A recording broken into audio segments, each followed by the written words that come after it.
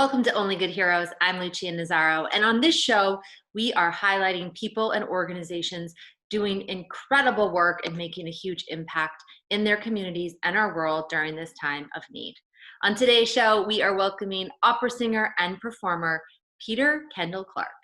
Peter, thanks so much for joining us today on Only Good Heroes. Thanks for having me, Lucia. You're keeping a lot of people in incredible spirits and company during quarantine through what you're doing with music and your videos. But before we talk about that, can you just talk a little bit about your background in performance? Yes, well, I performed my whole life. I mean, I was always doing violin, going to my violin lessons, going to chamber music camp. But then in high school, I started doing dance class as much as possible, and acting lessons, and auditioning for shows, and even 10th grade, I missed a day of school to go audition for the Broadway production of Merrily We Roll Along.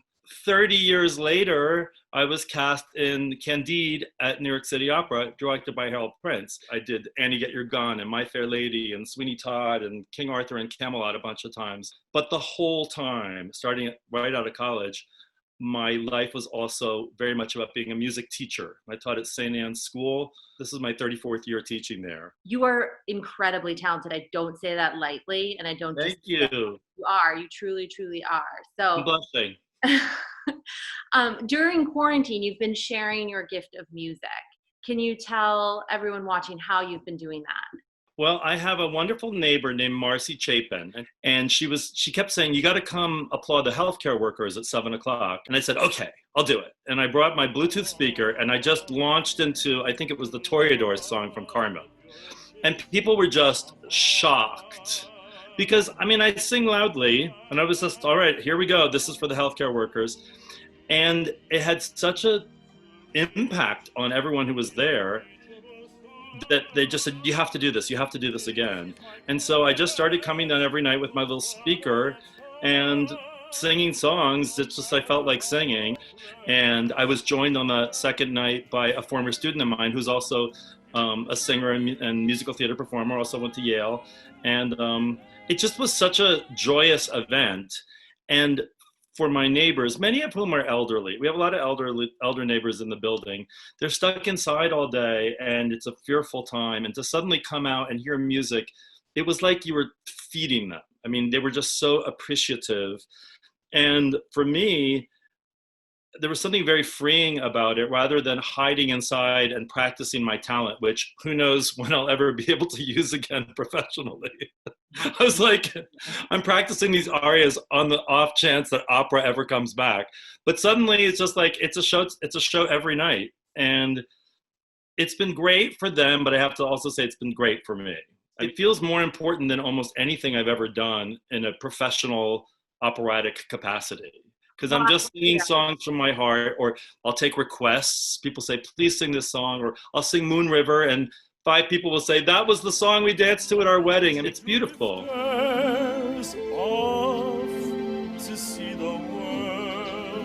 What do you think it is about music that just touches people's hearts in no other way that's describable or comparable? The sense that you're being engulfed by a sound that has such a human emotion attached to it, just the way it's produced. And that's what people are missing right now. I have a number of neighbors who are big opera people and, would go many times a week to the Met if they, under normal circumstances, and they miss that. It's that connection. And that is something that I feel that I'm able to provide.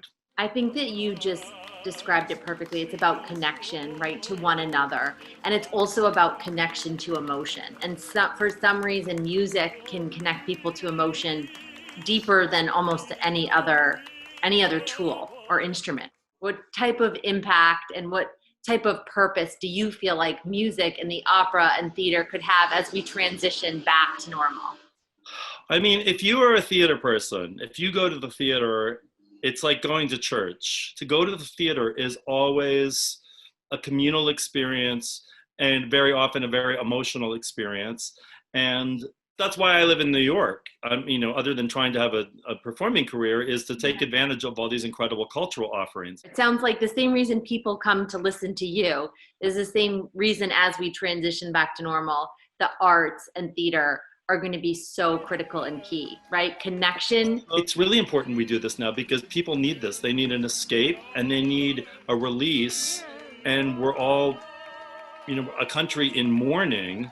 There is, I think, no more instantaneous way to kind of heal the heart and touch the soul than experience live music and theater together, provided that it's good. I just got goosebumps. I think that is the perfect description of why the arts are going to be needed as we transition back right now. Every day, somebody comes up to me after the concert and says, I didn't know this was happening. This is the first time I came.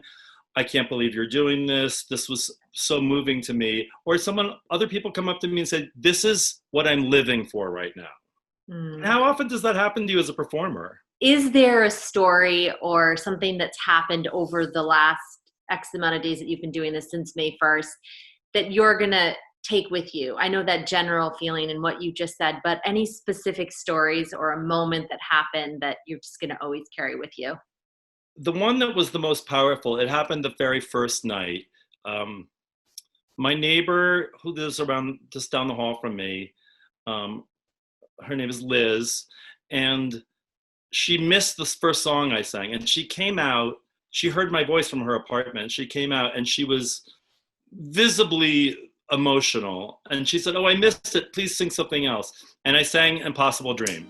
Try when your arms are too weary. She told me afterwards that she had friends, an older couple, they were together in the ICU holding hands, and the husband had just died. And the wife didn't even know it yet. And it was just, she was in such a despairing place, but the music was almost like, it was like the power of prayer for her. And she just said, you have no idea how much I needed this. I needed this. I needed this. And I just, from that moment on, I thought, well, I'll keep doing it. So the joy will continue. Everyone that listens to Peter, he's going to keep going. Peter, if people want to find you, where can they get in touch with you? Are you online? I know your website. I'm online on Instagram. I am PK Clark Bar. You can message me there. I'm easy to find. We want to say thank you to you, Peter. And on this show, if you've watched it at the end of each episode, we like to donate $100 to the organization of the person on the show's choosing. So we'll donate $100 in your name to an organization of your choosing. I don't know if there's one that comes to mind off the top of your head, but we'd love to make that donation in your name. Well, the one that's very close to my heart and which will impact a lot of my performing friends is the Actors Fund. Awesome. I think it's an incredible organization and the work they do, and it's that would be the one that would mean the most to me to help support. Well, we'd be honored to make that donation in your name. And from all of us here, thank you for the work you're doing, for the light you're bringing into this world in a time where we often don't see much light.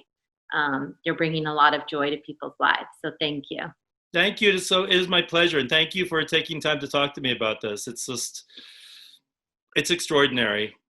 For more uplifting and inspiring stories, make sure to visit us at OnlyGood.tv, or you can follow us on Instagram at OnlyGood.tv. See you next time on Only Good Heroes.